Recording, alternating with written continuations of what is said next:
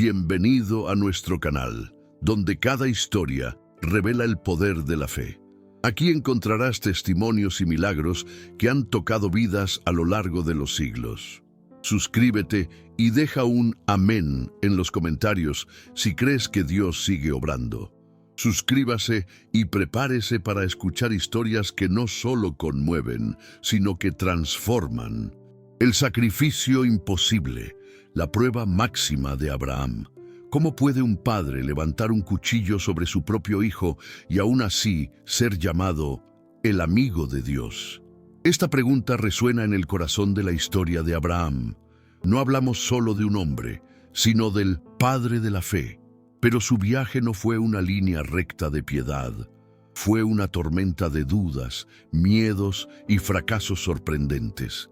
La historia de Abraham y su hijo Isaac en el monte Moriah no es simplemente la prueba de fe más extrema de la Biblia, es la revelación más profunda sobre la naturaleza de un Dios que prueba, un Dios que provee y el costo de una confianza radical.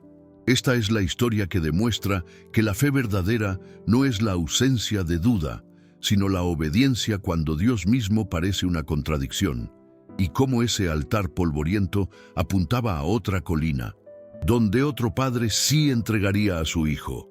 Para entender al hombre que subiría esa montaña, debemos viajar 2000 años antes de Cristo, a la metrópoli de Ur de los Caldeos. Esto no era un desierto, era el centro del mundo. Ur era una ciudad sofisticada, un gigante de comercio y astronomía en Mesopotamia, pero también era un lugar ahogado en la idolatría. El aire estaba espeso con el incienso a dioses de piedra y rituales oscuros. El propio padre de Abraham, Taré, era un fabricante de ídolos. Abraham, entonces llamado Abrán, estaba inmerso en una cultura que adoraba al dios Luna Nana y que no era ajena al sacrificio de niños para apaciguar a deidades de la fertilidad. Él conocía el olor del sacrificio pagano. No era un pastor simple, era un hombre de ciudad, rodeado de politeísmo. Y entonces, en medio de este ruido de dioses falsos, una sola voz rompió el silencio. No era Nana, el dios Luna, era El Shaddai, el Dios Todopoderoso, un Dios que Abraham apenas comenzaba a conocer, y la orden fue radical. A los 75 años, un anciano sin herederos, casado con una mujer estéril, Sarai, escuchó lo imposible. Sal de tu tierra, de tu parentela y de la casa de tu padre, a la tierra que yo te mostraré. Haré de ti una gran nación. Piénsalo. Dejar todo lo conocido, la seguridad, la familia, a los 75 años, por una promesa que desafiaba toda lógica biológica. Daré de ti una gran nación, le dijo Dios, pero Abraham ni siquiera tenía un hijo. Y seamos claros, Abraham no era un gigante espiritual desde el inicio. El hombre que llamamos padre de la fe estaba lleno de imperfecciones muy humanas. Apenas llegó a la tierra prometida, una hambruna lo golpeó, y su primera reacción no fue orar, fue huir a Egipto. Y allí, consumido por el miedo, mintió. Dijo que Sara, su esposa, era su hermana, dispuesto a sacrificar la honra de ella para salvar su propia piel. Este no fue un error aislado, lo repitió años después con Abimelech. Este es el hombre que Dios eligió. Un hombre que dudaba, que temía, que buscaba soluciones humanas. Su fe no fue instantánea, fue un proceso doloroso de santificación, un contraste devastador entre sus fallas humanas y la fidelidad inquebrantable de la promesa de Dios. Pasaron los años, y la promesa de un hijo no se cumplía. La espera se volvió insoportable. A los 86 años, cansado de esperar el milagro de Dios, Abraham escuchó la lógica humana de su esposa Sara. Ya que el Señor me ha hecho estéril, toma a mi sierva egipcia, Agar, y ten un hijo con ella. Esta fue la primera gran ayuda que Abraham intentó darle a Dios. Fue un atajo, una decisión basada en la impaciencia y la duda. De esta unión nació Ismael. Abraham amó a Ismael, pero él no era el hijo de la promesa. Esta decisión, nacida de la falta de fe en el tiempo de Dios, causaría un conflicto generacional cuyas cicatrices, trágicamente, vemos hasta el día de hoy. Dios tuvo que recordarle a Abraham que sus planes no dependían de atajos humanos. Pasaron 25 largos años desde la llamada inicial en Ur. 25 años de caminar por una tierra que no era suya, de mirar las estrellas que Dios le prometió como descendencia, mientras sus brazos seguían vacíos. La fe de Abraham fue forjada en esta espera. La promesa fue repetida una y otra vez, pero el vientre de Sara permanecía cerrado. Esta espera devastadora es crucial. Dios estaba enseñando a Abraham que la promesa no vendría por la fuerza humana, ni por la lógica, ni por la naturaleza, sino exclusivamente por el poder milagroso de Dios. El patriarca tenía que aprender a depender absolutamente de la palabra de aquel que lo llamó. Finalmente, cuando toda esperanza humana estaba muerta, cuando Abraham tenía 100 años y Sara 90, Dios cumplió lo imposible. El ángel del Señor anunció que Sara tendría un hijo. Sara, escuchando desde la tienda, se rió. No fue una risa de alegría, fue una risa de incredulidad. Una mujer de 90 años dar a luz era absurdo. Pero Dios le preguntó a Abraham, ¿hay algo imposible para Dios? Y al tiempo señalado, Isaac nació. Su nombre significa risa. La risa de incredulidad de Sara se transformó en la risa de una alegría imposible. Isaac no era solo un hijo, era el milagro tangible, era la prueba de que Dios cumple sus promesas, aunque tarde 25 años. Isaac se convirtió en el centro del mundo de Abraham y Sara. Él no era simplemente un hijo amado, él era la encarnación de la promesa. Era el único puente entre la alianza de Dios y su cumplimiento futuro. Todo el plan de redención, la gran nación, la bendición para todas las familias de la tierra, todo dependía de que Isaac viviera, creciera y tuviera descendencia. Abraham había esperado un siglo por él, lo había visto crecer, y fue precisamente después de años de disfrutar de esta paz, después de que la promesa finalmente tomó forma, que Dios decidió probar a Abraham hasta el límite absoluto de la razón y el amor. La fe de Abraham fue probada por el tiempo, por el miedo y por la impaciencia. Pero la prueba más grande estaba por llegar. ¿Crees que la espera es la parte más difícil de la fe? Déjanos saber tu opinión en los comentarios y suscríbete, porque lo que Dios le pidió a Abraham a continuación desafía toda comprensión. El evento que desencadena la narrativa más oscura y profunda en la vida de Abraham no ocurre en su juventud impetuosa, sino en su vejez, después de décadas de caminar con Dios. Génesis 22 comienza con palabras escalofriantes. Aconteció después de estas cosas que Dios probó a Abraham. La prueba no fue una sugerencia, fue una orden directa, específica y teológicamente devastadora. Toma ahora a tu hijo. Dios no se detiene ahí. Él tuerce la daga verbal, tu único hijo. Aunque Ismael existía, Isaac era el único hijo de la promesa, y añade, Isaac, a quien amas. Dios deja claro que sabe exactamente lo que está pidiendo. Le pide el milagro, el legado, el objeto de su amor más profundo. Y vete a tierra de Moria, ofrécelo allí en holocausto. La orden era, en todo sentido, imposible. No era solo emocionalmente desgarradora, era teológicamente contradictoria. Este era el Dios que había prometido hacer de Isaac una gran nación. ¿Cómo podría esa nación existir si Isaac moría en un altar? Este era el Dios que aborrecía los sacrificios humanos que practicaban los paganos en Ur y Canaán.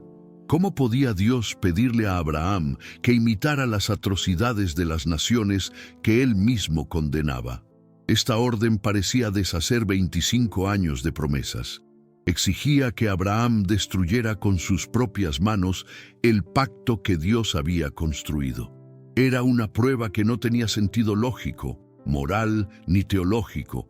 La fe de Abraham se enfrentaba a la contradicción aparente del carácter mismo de Dios.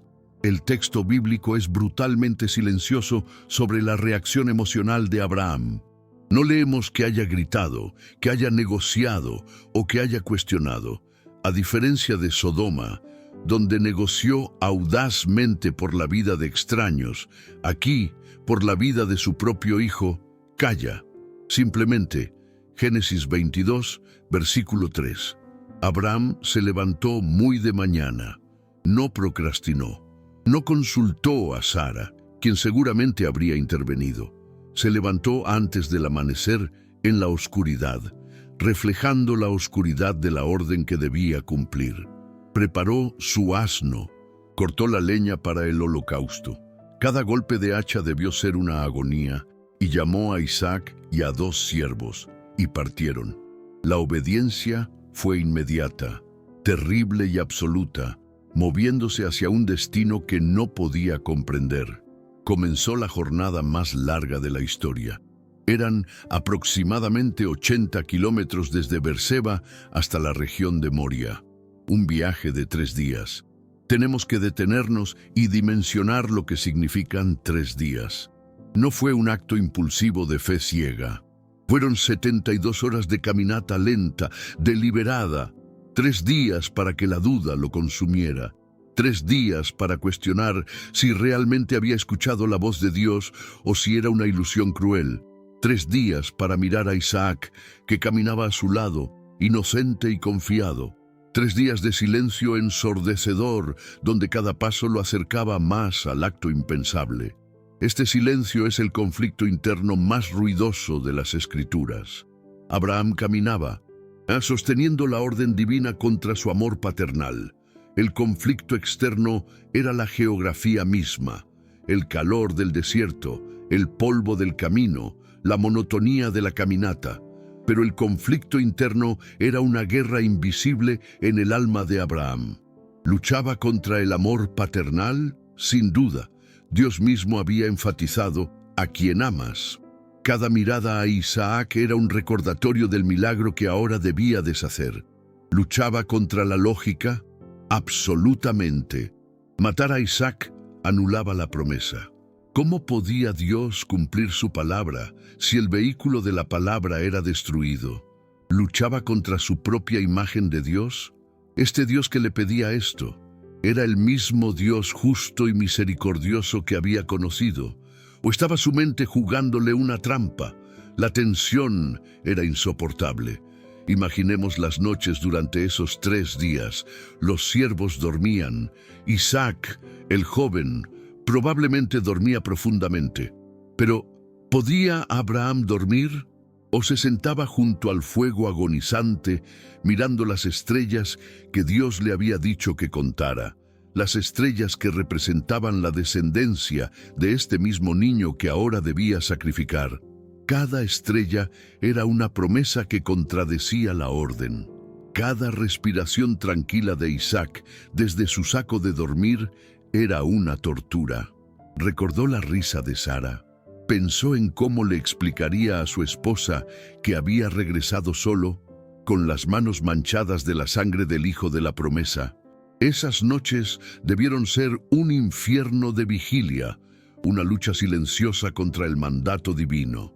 La fe de Abraham estaba siendo llevada al punto de quiebre. Él no era un robot, era un padre. Sin embargo, su obediencia revela una conclusión teológica a la que debió llegar durante esa caminata. Si Dios, que es soberano y bueno, dio a Isaac milagrosamente, y si ese mismo Dios ahora pedía su vida, entonces Dios tenía la obligación y el poder de resolver la contradicción. Como explica el libro de Hebreos, capítulo 11, Abraham consideró que Dios era poderoso hasta para resucitarlo de entre los muertos. Esta no era una fe ciega, era una fe lógica en la omnipotencia de Dios. Abraham concluyó que tendría que matar a Isaac, y que Dios tendría que resucitarlo para cumplir la promesa. Al tercer día, Abraham levantó los ojos y vio el lugar a lo lejos. El momento se acercaba, y aquí él pronuncia una de las declaraciones de fe más profundas y proféticas de la Biblia. Se vuelve hacia sus siervos y les dice: esperen aquí con el asno, yo y el muchacho iremos hasta allá y adoraremos. Nota la palabra, adoraremos. No dijo, sacrificaré o lloraré. Dijo, adoraremos. Y luego, la frase clave, y volveremos a ustedes. Usó el plural, volveremos. En su mente, de alguna manera, ya sea por la provisión de un sustituto o por una resurrección inmediata, él e Isaac regresarían juntos. Esta era su convicción, forjada en 3 días de agonía silenciosa. Dejó a los siervos atrás. La última etapa del viaje debía ser en soledad. Tomó la leña del holocausto, la que él mismo había cortado, y la puso sobre los hombros de Isaac. Una imagen profética devastadora. El hijo cargando la madera de su propio sacrificio, subiendo la colina, tal como 2 milenios después, otro hijo cargaría un madero subiendo a un lugar cercano. Abraham tomó en sus manos el fuego y el cuchillo. El texto dice algo conmovedor. E iban ambos juntos, padre e hijo, unidos en el propósito, aunque solo uno conocía el terrible final. Subieron el monte Moria, un silencio pesado entre ellos, solo roto por el sonido de sus pasos sobre las rocas. Entonces, la inocencia de Isaac rompe el silencio con la pregunta más desgarradora de la Biblia. «Padre mío», Abraham responde con un nudo en la garganta. «Heme aquí, mi hijo». Isaac, mirando a su alrededor, pregunta con una lógica infantil devastadora: «He aquí el fuego y la leña, pero ¿dónde está el cordero para el holocausto?». Esta pregunta debió atravesar el alma de Abraham. El niño confiaba plenamente en su padre. No tenía idea de que él era el cordero. La confianza de Isaac en su padre reflejaba la confianza que Dios exigía de Abraham.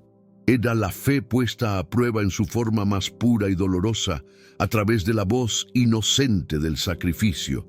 Abraham, con una fe que trascendía su dolor, le dio a Isaac una respuesta profética que definiría la teología de la provisión para siempre. Dios proveerá para sí el cordero para el holocausto. Hijo mío, en hebreo, Yuhujiré. Él no mintió. No dijo, tú eres el cordero. Dijo que Dios mismo se encargaría de la provisión. Quizás Abraham esperaba que un cordero apareciera mágicamente. Quizás se aferraba a la idea de la resurrección. O quizás, en ese momento, habló palabras inspiradas por Dios cuyo significado completo él mismo no comprendía. Dijo la verdad: Dios proveerá. Y el texto añade: e iban ambos juntos. La confianza de Isaac fue restaurada por la palabra de su padre, y continuaron la subida final. La fe de Abraham no era pasiva. Sus dudas eran reales, sus miedos eran humanos. Pero su fe era progresiva. Este no era el mismo Abraham que mintió en Egipto. Este no era el mismo Abraham que tomó a Agar. Esas fallas habían sido lecciones. El Abraham que mintió sobre su esposa para salvar su propia vida era ahora el Abraham dispuesto a sacrificar a su hijo para obedecer a Dios. Había madurado, había aprendido, a un costo terrible, que los atajos humanos solo traen dolor y que la única seguridad verdadera reside en la obediencia absoluta a la palabra de Dios. Sin importar cuán contradictoria o dolorosa parezca, estaba listo para la prueba final. Su relación con Dios había sido forjada en el desierto, en la espera, en la negociación por Sodoma, en la risa de Sara. Dios lo había llamado amigo, pero la amistad con Dios, como Abraham estaba descubriendo, no es un camino de comodidades, es un camino de pruebas. Es un llamado a confiar tan radicalmente en el carácter de Dios que estás dispuesto a obedecer, incluso cuando la orden parece destruir la promesa. Abraham estaba demostrando que su amor por el dador de la promesa era mayor que su amor por la promesa misma. Incluso cuando la promesa era su hijo Isaac, el escenario estaba listo. El monte Moria. El nombre significa visto por Yu o la provisión de Yu. 1000 años después, en esa misma cadena montañosa, el rey Salomón construiría el templo de Dios, el lugar de sacrificio y expiación para Israel. Y 2000 años después, muy cerca de allí, en otra colina llamada Gólgota, se ofrecería el sacrificio definitivo. Abraham no lo sabía, pero estaba parado en tierra santa profética. Estaba a punto de representar un evangelio visual, una tipología tan profunda que se convertiría en el corazón del Antiguo Testamento. La obediencia de Abraham estaba a punto de revelar el corazón del Padre Celestial. La tensión de esta jornada nos enseña sobre la naturaleza de la prueba divina. Dios no prueba para descubrir algo que Él no sepa. Dios ya conocía el corazón de Abraham.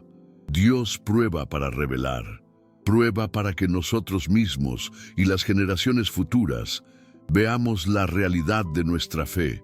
La prueba refina, purifica y fortalece. El silencio de 3 días de Abraham no fue la ausencia de lucha, fue la evidencia de una fe que luchaba y vencía internamente a cada paso, eligiendo la obediencia por encima de la comprensión. Estaba demostrando que temía a Dios más de lo que amaba a su hijo. Esta jornada silenciosa es un espejo de nuestra propia caminata de fe. A menudo enfrentamos situaciones que no entendemos, oraciones que parecen no tener respuesta, o direcciones de Dios que parecen contradecir sus promesas. El viaje a Moria nos pregunta, ¿confiaremos en el carácter de Dios incluso cuando no podamos entender sus mandamientos? ¿Estamos dispuestos a poner en el altar aquello que más amamos, confiando en que Él es poderoso para proveer o incluso para resucitar lo que hemos entregado? La fe de Abraham se mide en esos 3 días de obediencia silenciosa y agonizante. El monte Moria no era solo un lugar geográfico, era un estado espiritual. Era el punto de rendición total. Abraham había dejado atrás a los siervos, la lógica humana, la seguridad. Ahora solo quedaban él, su hijo, la madera, el fuego y el cuchillo. La tensión era máxima. El amor de un padre estaba a punto de chocar frontalmente con la obediencia a un Dios. El conflicto interno y externo había llegado a su punto álgido. Lo que sucedería a continuación no solo definiría el legado de Abraham, sino que también nos daría la imagen más clara del Evangelio en toda la antigüedad. La fe de Abraham es un testimonio de que Dios nos pide todo, no porque necesite lo que tenemos, sino porque quiere nuestro corazón por completo, quiere ser el primero, por encima de nuestros trabajos, nuestras familias, nuestros sueños e incluso por encima de las bendiciones que Él mismo nos ha dado. Ismael nació de la falta de paciencia, pero Isaac nació del milagro. A menudo, Dios prueba nuestra fe pidiéndonos aquello que nació del milagro, para ver si amamos más la bendición o al bendecidor. Abraham estaba a punto de demostrar a quién amaba más. El llamado de Abraham resuena con el llamado de Cristo a sus discípulos. El que ama a hijo o hija más que a mí, no es digno de mí. Esta es la teología de Moria. Es una teología radical, exigente y absoluta. Dios debe ser supremo. Abraham estaba viviendo esta teología en su forma más cruda y real. No era una teoría, era una caminata de 3 días, un cuchillo en la mano y el aliento de su hijo en el aire de la mañana. Mientras subían, la dualidad del personaje de Abraham estaba en plena exhibición.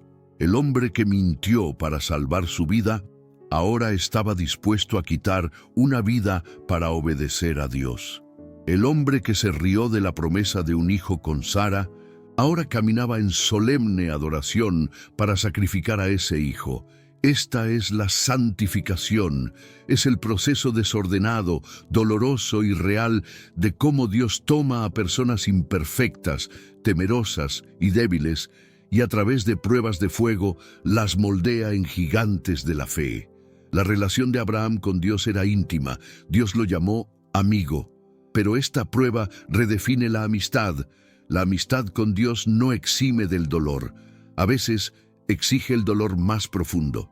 Exige una confianza que bordea la locura desde una perspectiva humana. Abraham estaba demostrando ser amigo de Dios al confiar en Él tan completamente que estaba dispuesto a renunciar a la única cosa que más importaba, basándose únicamente en la palabra de Dios. Su fe no era sentimental, era obediente. El desarrollo de esta prueba nos muestra la paciencia de Dios con nuestras fallas pasadas, pero también su exigencia de una obediencia total en el presente. Dios usó los fracasos de Abraham en Egipto y con Agar para prepararlo para Moria. Le enseñó que las soluciones humanas fallan. Ahora, en Moria, no había solución humana posible. No había dónde huir, no había otra, Agar. Solo estaba la orden de Dios y la obediencia de Abraham. La prueba era pura, sin distracciones. La tensión de esta historia es la tensión de toda la Biblia, la fe contra la razón, la promesa contra la realidad, el amor humano contra el amor divino. Abraham está en el centro de esta tormenta, y mientras asciende esa montaña, no solo lleva un cuchillo, lleva el peso de la fe de todas las generaciones futuras. Obedecería o fallaría, demostrando que ningún humano puede confiar en Dios hasta ese punto. ¿Qué parte del viaje de 3 días de Abraham te impacta más? ¿Su silencio, su obediencia o su declaración de que volveremos?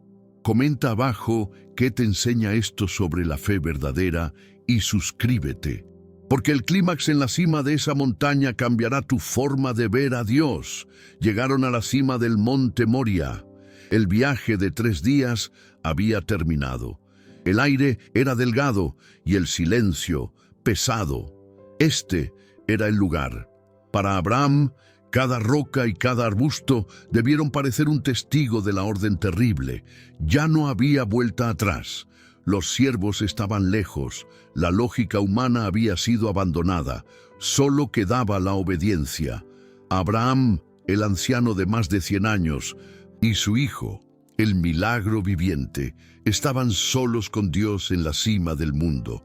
El momento de la prueba final no era una teoría, era una geografía específica, un lugar designado por Dios para el acto de fe más radical de la historia. El tiempo de caminar había terminado, el tiempo de actuar había llegado. Abraham no dudó. Con la misma deliberación con que había cortado la leña, ahora comenzó a juntar las piedras del lugar.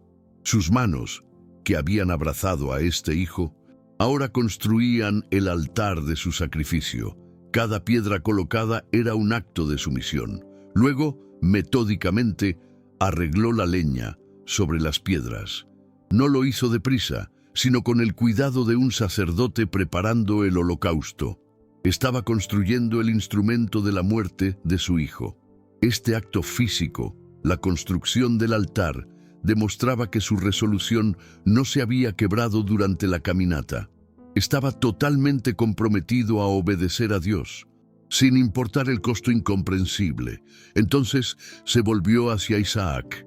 El texto bíblico lo llama Áqueda, la atadura. Abraham tuvo que tomar a su hijo, el hijo de la risa, y atar sus manos y sus pies. ¿Qué pasó por la mente de Isaac? La Biblia guarda silencio sobre cualquier resistencia. Isaac, que era un joven fuerte, capaz de cargar la leña montaña arriba, probablemente podría haber dominado a su anciano padre. Pero parece que hubo una sumisión, una confianza en su padre, incluso cuando las intenciones de su padre se volvieron terriblemente claras. Isaac, el hijo de la promesa, fue atado, listo para ser el cordero que él mismo había buscado.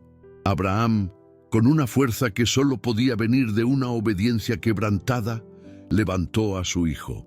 Este no era un animal, era la carne de su carne, el cumplimiento de la promesa de Dios, y los puso sobre el altar, encima de la leña. La madera que Isaac había cargado ahora estaba debajo de él. La escena es insoportable. Abraham mira el rostro de su hijo, el hijo que había esperado 25 años, el hijo cuyo nombre significaba alegría, y lo coloca sobre el lecho de muerte que sus propias manos habían construido. Este es el punto de entrega absoluta. Abraham había entregado su voluntad, su lógica, su futuro y ahora su hijo, el acto final. Extendió Abraham su mano y tomó el cuchillo para degollar a su hijo. Detengámonos aquí. La mano está levantada, la hoja del cuchillo, el cutelo de sacrificio, brilla bajo el sol de Moría. El brazo de Abraham está tenso, listo para descender. En este instante, en la intención de su corazón y la acción de su cuerpo, Abraham ya ha sacrificado a Isaac. Ya pasó la prueba. No estaba fingiendo, no estaba esperando una intervención, estaba obedeciendo literalmente. En el segundo siguiente, si nada cambiaba, la promesa estaría muerta. Su fe había sido probada hasta el límite absoluto de la existencia humana, pero entonces, rompiendo el silencio mortal, el cielo mismo gritó. Mas el ángel de Jehová le dio voces desde el cielo. ¡Abraham! ¡Abraham! La repetición del nombre transmite la urgencia. ¡Detente! Era una interrupción divina en el último nanosegundo. Y Abraham, incluso con el cuchillo en alto, con su mundo a punto de colapsar, responde como siempre. Heme aquí, listo, presente. Incluso en la agonía, su postura seguía siendo de servicio. El cuchillo se congela en el aire, la tensión se rompe, la orden de matar ha sido revocada por la misma voz que la dio. Y el ángel le dijo, no extiendas tu mano sobre el muchacho, ni le hagas nada. Y aquí viene el veredicto, el propósito de esta prueba agonizante. Pues ya conozco que temes a Dios, por cuanto no me rehusaste tu hijo, tu único hijo. Obviamente, Dios omnisciente siempre supo, pero ahora, como dice la premisa, estaba demostrado, estaba registrado en la historia. La fe de Abraham no era una creencia privada, se había convertido en una acción pública y registrada. Había demostrado, más allá de toda duda, que Dios era su prioridad absoluta, por encima incluso de la bendición más preciada que Dios mismo le había dado. Abraham bajó el cuchillo, sus manos temblando de alivio y adrenalina, y entonces alzó Abraham sus ojos y miró. En medio de su confusión emocional, buscó. Y he aquí, detrás de él, vio un carnero trabado en un zarzal por sus cuernos. No fue una coincidencia, era una provisión deliberada. Dios había preparado al sustituto. El cordero que Isaac había preguntado estaba allí. No había aparecido un segundo antes de que fuera necesario. Dios proveyó en el momento exacto de la necesidad, demostrando que su tiempo es perfecto, aunque nos lleve al borde del abismo. El alivio debió ser abrumador. Abraham corrió, desató a Isaac del altar. Imagina ese abrazo, esa mezcla de lágrimas y confusión. Y luego tomó el carnero y lo ofreció en holocausto en lugar de su hijo. Esta es la palabra clave. En lugar de Isaac fue salvado porque otro murió en su lugar. Esta es la primera y más clara imagen del sacrificio sustitutivo en la Biblia. Isaac merecía morir bajo la orden de Dios, pero el carnero tomó su lugar. La justicia de la orden se cumplió y la misericordia de la provisión salvó al hijo. Abraham, de pie junto al altar humeante, ahora con el carnero en lugar de su hijo, entendió algo profundo sobre la naturaleza de Dios y llamó a aquel lugar Jehová Jireh, que significa el Señor proveerá. Y el texto añade una nota que se volvió un proverbio. Por tanto se dice hoy, en el monte de Jehová será provisto. Moria pasó de ser un lugar de prueba aterradora a ser el símbolo eterno de la provisión de Dios. Abraham aprendió que cuando Dios pide lo imposible, Él ya tiene preparada la provisión. Nuestra tarea es obedecer. La provisión es su responsabilidad. El legado teológico de este momento es explosivo. Esta escena es el Evangelio predicado 2000 años antes de Cristo. La tipología es devastadora. Vemos a un padre, Abraham, dispuesto a ofrecer a su hijo único, a quien ama. Esta es la misma terminología que Dios usa para describir a Jesús. Juan 3:16. Porque de tal manera amó Dios al mundo, que ha dado a su Hijo unigénito, resuena con el dolor y la resolución que Abraham debe haber sentido. Moría nos da un vislumbre del costo que le supuso al Padre Celestial entregar a su propio Hijo. Vemos a Isaac, el Hijo amado, cargando la leña para su propio sacrificio montaña arriba. ¿Cómo no ver a Jesús, 2 milenios después, cargando su propia cruz de madera por las calles de Jerusalén, subiendo al Gólgota que estaba en la misma cadena montañosa de Moría? La sumisión de Isaac, sin resistencia registrada, prefigura la sumisión voluntaria de Cristo, quien dijo: Padre, si quieres, pasa de mí esta copa, pero no se haga mi voluntad, sino la tuya. Isaac fue un tipo del cordero obediente hasta la muerte. La pregunta de Isaac, ¿dónde está el cordero?, es la pregunta central del Antiguo Testamento. Abraham responde proféticamente: Dios proveerá para sí el cordero. Y Dios proveyó un carnero temporalmente para Isaac. Pero esa profecía resonó durante siglos. No se cumplió plenamente hasta que Juan el Bautista vio a Jesús junto al Jordán y declaró: He aquí el Cordero de Dios, que quita el pecado del mundo. Jesús no fue solo un cordero, fue el cordero que Dios proveyó para sí mismo, el cumplimiento final de Moria. Pero hay una diferencia crucial, y es la parte más dolorosa y gloriosa del Evangelio. En el monte Moría, en el último segundo, la mano de Abraham fue detenida. El ángel gritó: ¡Detente! Pero en el monte Calvario, cuando Jesús, el verdadero Hijo de la promesa, estaba en la cruz, el Padre no detuvo su mano. Como dice Romanos 8:32, el que no escatimó ni a su propio Hijo, sino que lo entregó por todos nosotros. Para salvar a Isaac, apareció un carnero. Para salvarnos a nosotros, Jesús era el carnero. Ningún ángel gritó. El sacrificio se consumó. El legado de Abraham no es solo esta tipología, es la definición misma de la fe. El apóstol Pablo, en Romanos capítulo 4, usa a Abraham como el argumento principal para la justificación solo por la fe. Abraham fue declarado justo, no por sus obras, no por la ley, que no existía, ni por la circuncisión, que vino después, sino porque creyó a Dios y le fue contado por justicia. Su fe era una confianza radical en la promesa de Dios, incluso cuando parecía imposible. Y esa fe no era un deseo débil. Pablo describe la fe de Abraham en Romanos 4, versículos 20 y 21. Tampoco dudó por incredulidad de la promesa de Dios, sino que se fortaleció en fe, dando gloria a Dios, plenamente convencido de que era también poderoso para hacer todo lo que había prometido. Moría fue la prueba de esa convicción. Como dice Hebreos, capítulo 11, él creía que Dios era poderoso para levantar aún de entre los muertos a Isaac. Estaba dispuesto a obedecer porque creía en la resurrección. Su legado también se define por su título, Amigo de Dios. Santiago, capítulo 2, explica que Abraham fue llamado amigo de Dios porque su fe actuó. La fe obró juntamente con sus obras, y la fe se perfeccionó por las obras.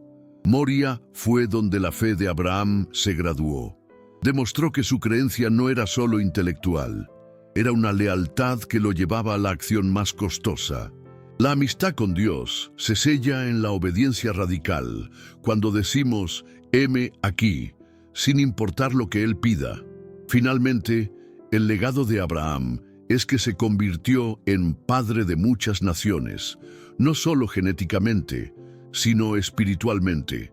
Es el padre de todos los que creen. Su vida, desde las mentiras en Egipto hasta la obediencia en Moria, nos muestra el proceso de santificación.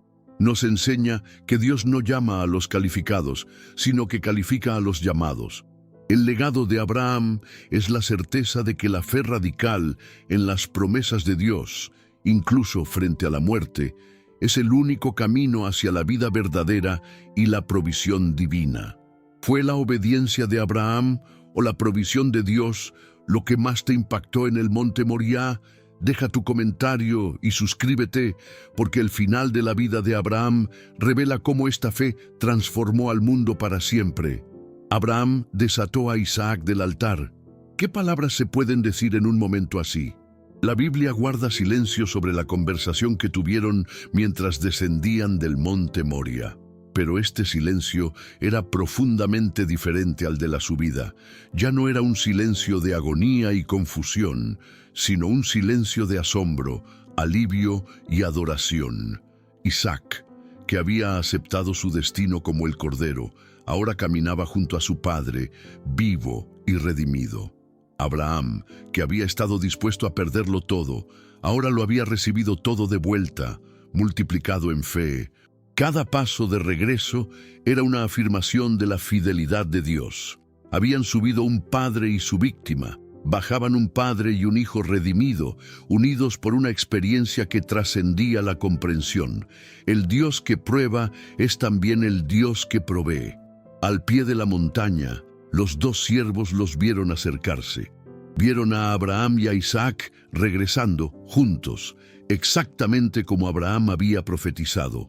Adoraremos y volveremos. Su palabra de fe se había convertido en una realidad visible. Pero imaginen el regreso a Beerseba. ¿Cómo enfrentó Abraham a Sara? ¿Cómo le explicó que había llevado al hijo de la risa, el hijo de su vejez, a la cima de una montaña con la intención de sacrificarlo? La Escritura, sabiamente, no registra esta conversación. Quizás porque es demasiado sagrada o demasiado dolorosa para las palabras. Lo que sí sabemos es que Isaac vivió, la promesa continuó, y la familia de Abraham, aunque sacudida hasta sus cimientos, ahora descansaba sobre la roca de un hombre que había visto la provisión de Dios en el borde mismo de la muerte. La vida de Abraham no terminó en Moria. Ese fue su clímax espiritual, la graduación de su fe, pero vivió muchos años más. El texto nos dice que vivió hasta los 175 años. Tuvo el gozo de ver a Isaac crecer. Se aseguró de que Isaac no se casara con una mujer cananea, sino que envió a su siervo a buscar a Rebeca de su propia parentela, asegurando la pureza del linaje de la promesa, y vio el nacimiento de sus nietos, Jacob y Esaú, los gemelos que lucharían entre sí, pero que llevarían adelante la compleja historia de la alianza.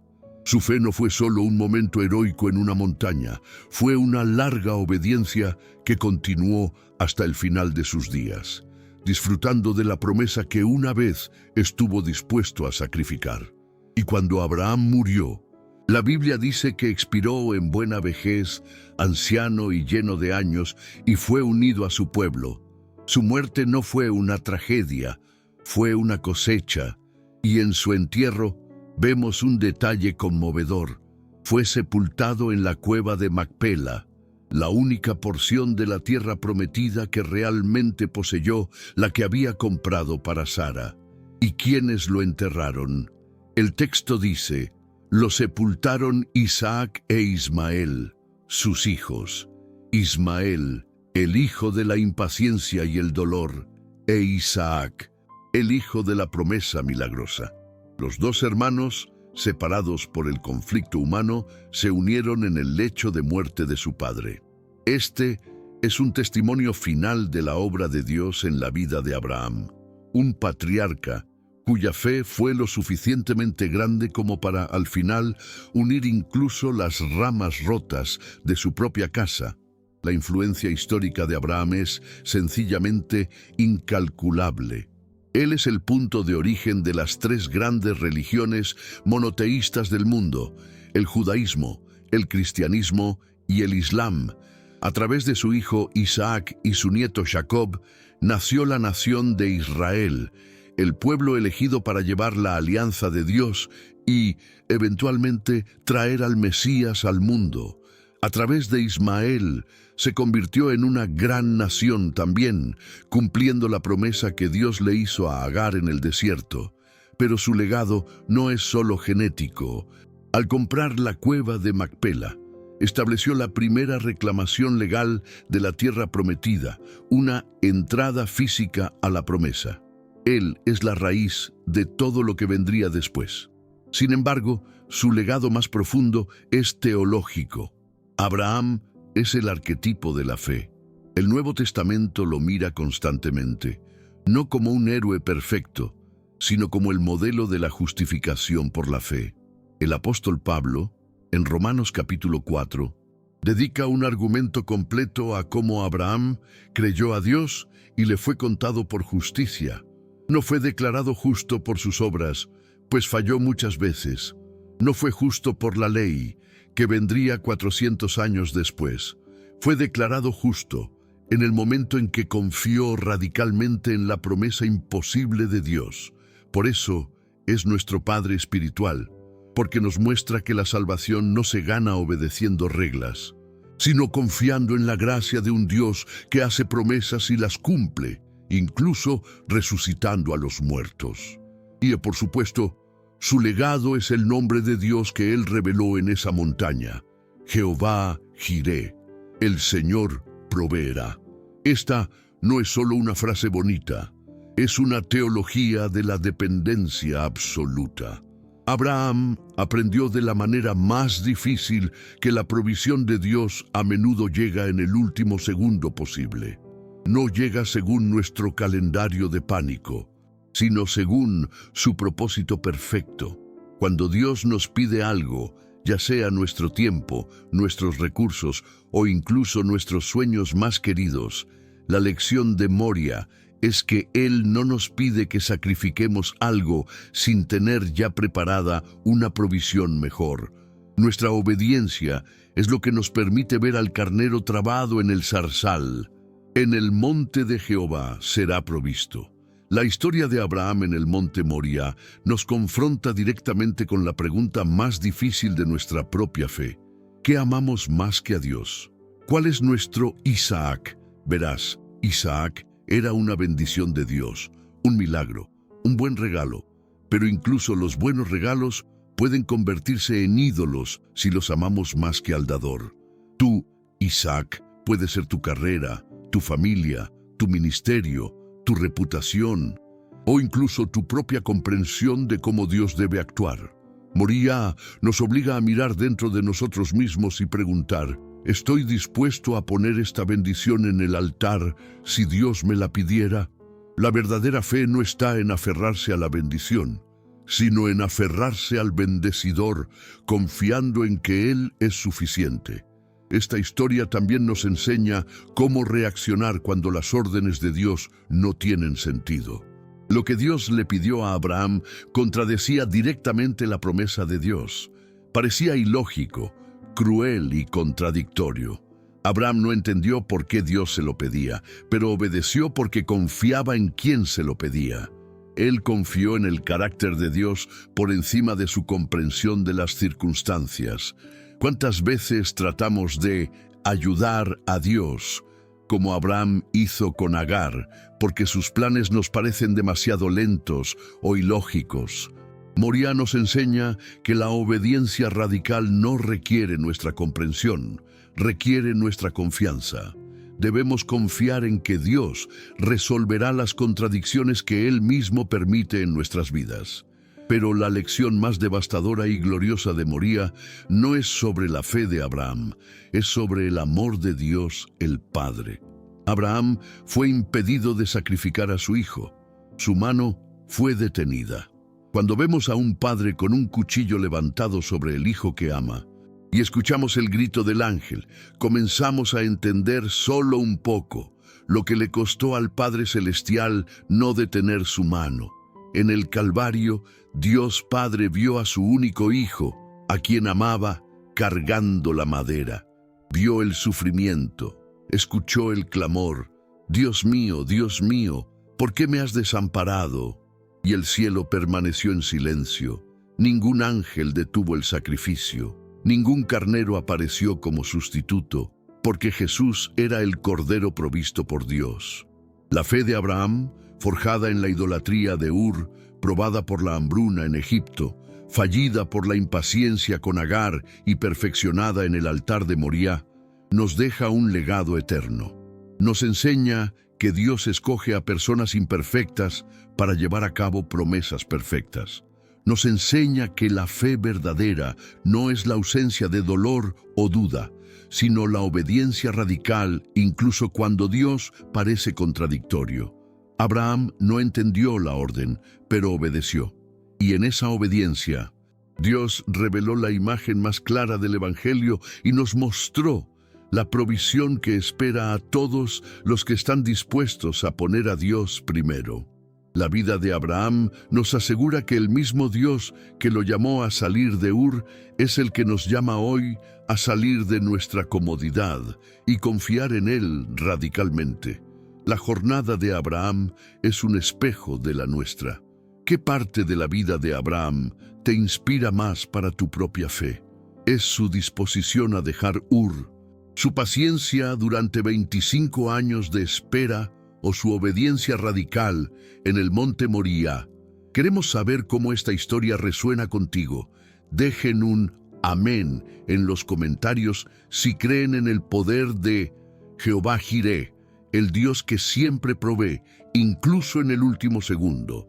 Si la fe de este patriarca, con todas sus fallas y su victoria final, ha tocado tu corazón, comenta Padre de la Fe. Suscríbanse a nuestro canal para que no se pierdan ni una sola de estas historias que transforman